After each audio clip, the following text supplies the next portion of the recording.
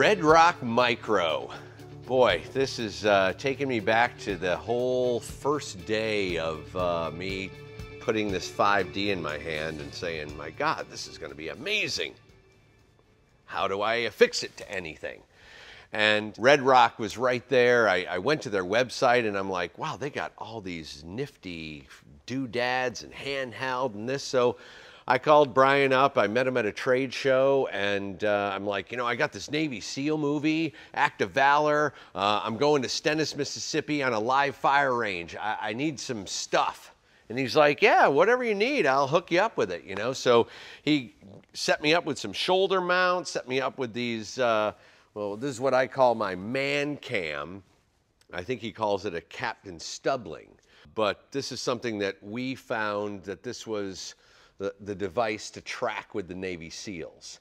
And it's kind of like a gun, you know, and they were pointing guns at me a lot.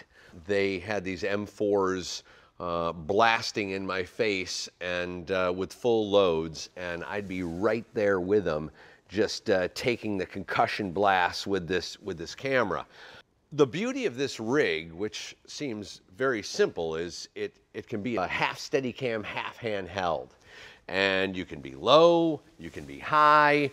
I did this shot on a nuclear sub where we were 300 feet below the Atlantic Ocean. What we ended up doing is a techno crane move with this Mancam. So I put it high over my head and pinned it right to the ceiling, and you could see it was like the Starship Enterprise. Every light, they were in red light mode because it was night ops. And you had this guy and he's like, you know, dive to 160 feet, you know, and I started, you know, as he said this, I started up high behind him so I could see all the beautiful gauges and lights and everything.